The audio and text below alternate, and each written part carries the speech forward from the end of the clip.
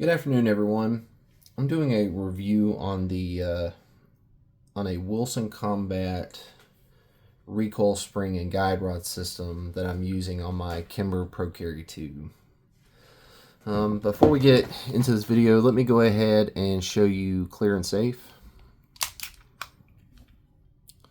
No magazine inserted, no round in the chamber.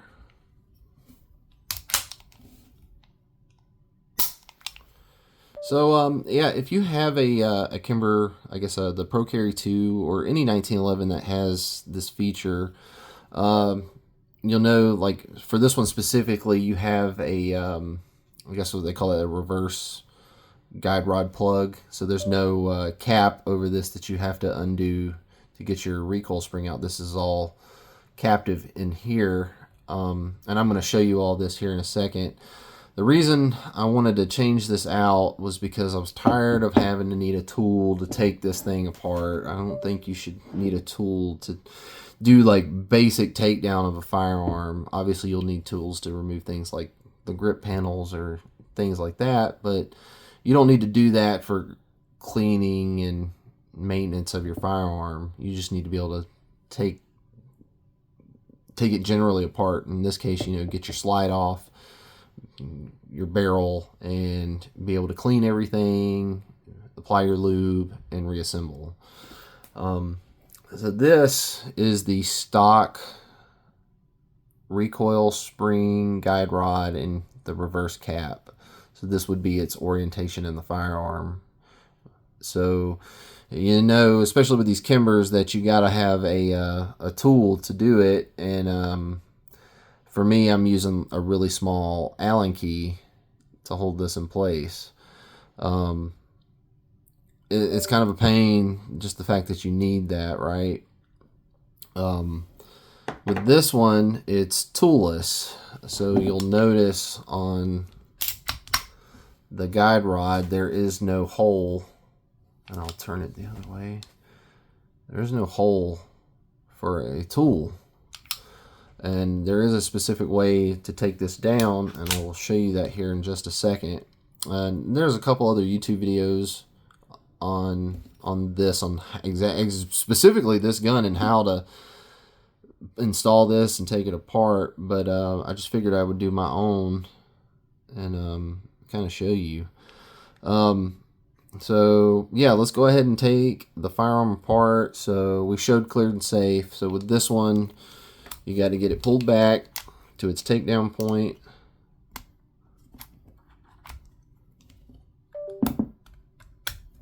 Okay, and then slide comes off.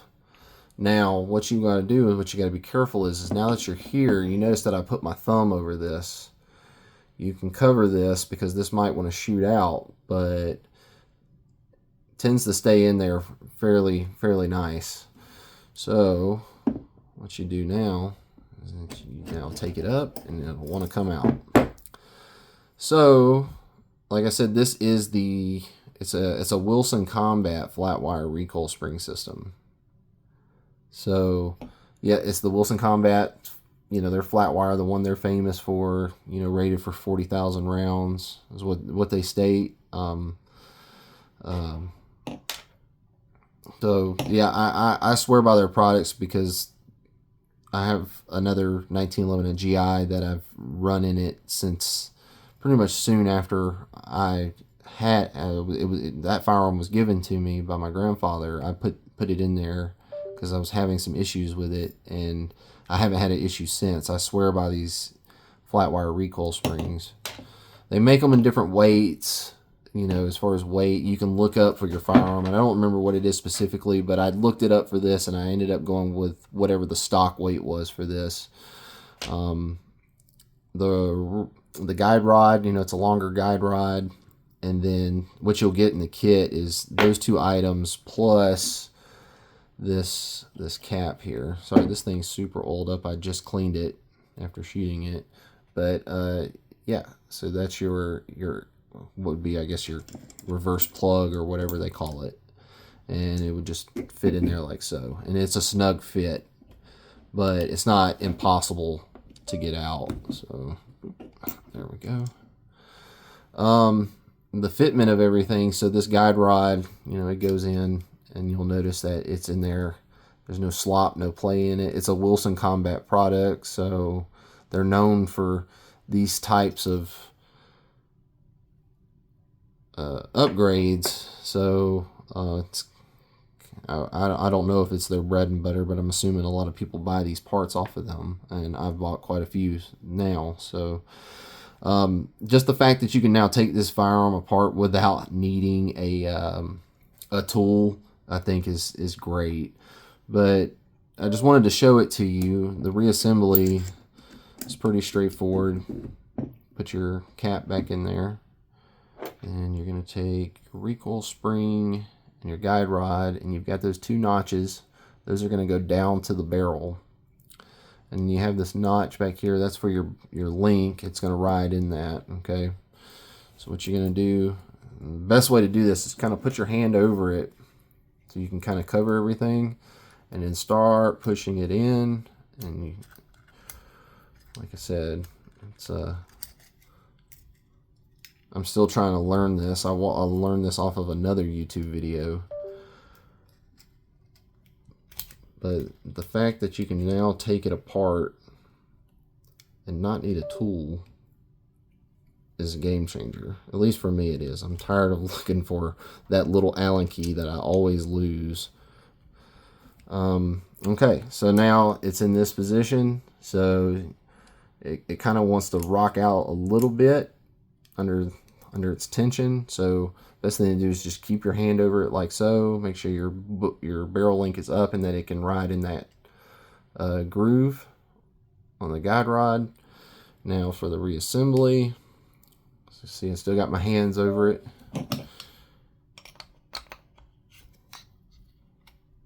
And then once you get to about right there, you can start, as it slides on, you can start removing your hand, right? So,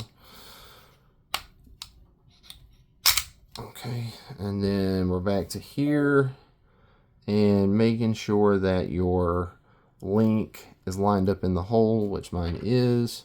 You can go ahead and start it and try not to get that scratch that's, you know, common on 1911s from this going in. You have to pull back on it a little bit. Oh, there we go.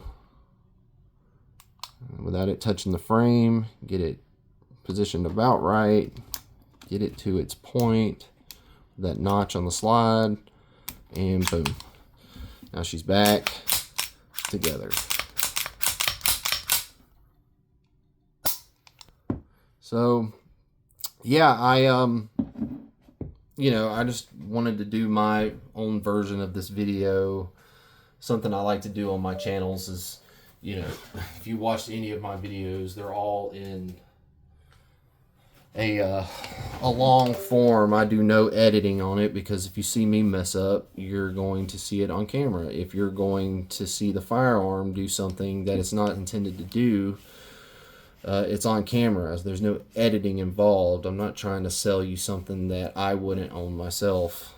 And sorry, this gun's super oiled up because, like I said, I just got done cleaning it. But yeah, if I wouldn't do it to my own firearm, then I wouldn't recommend it to anyone else. And I've started carrying this firearm as I'm taking my journey into the 1911 world.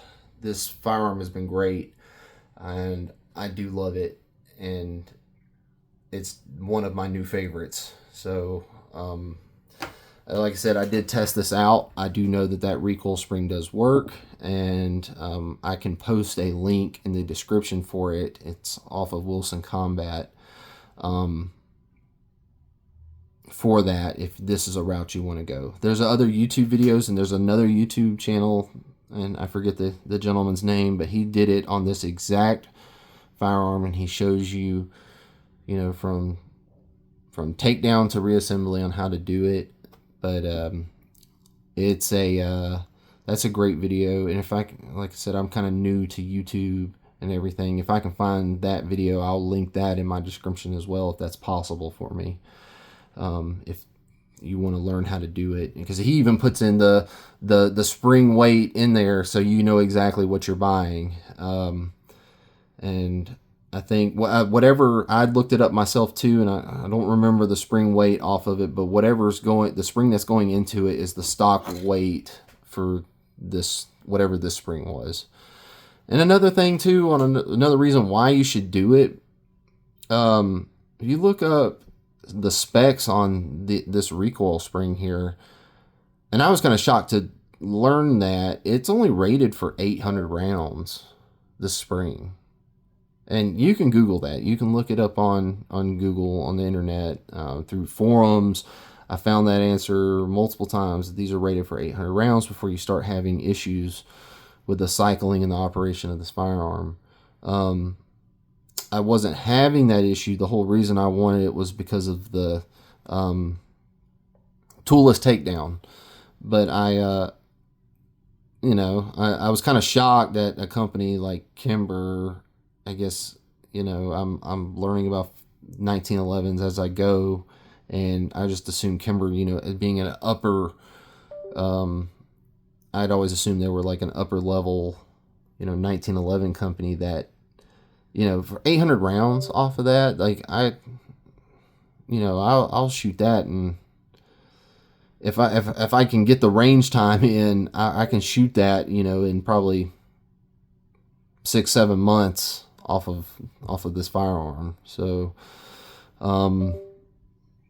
yeah, I was just kind of shocked by that, and that's something, if you don't believe me, you can Google it yourself, and if you find an answer that's different than mine, please feel free to correct me. But that's what I found off of forums and just a straight Google search. I even used Chat GPT to confirm it because I was kind of shocked, and that's what Chat GPT had given me.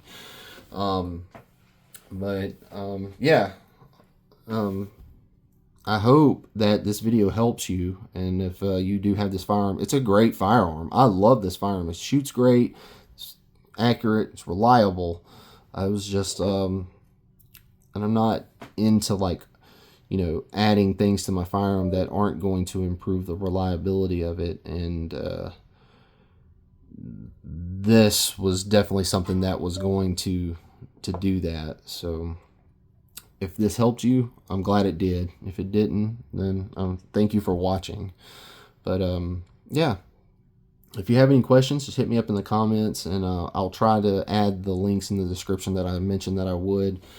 And yeah, thank you for watching.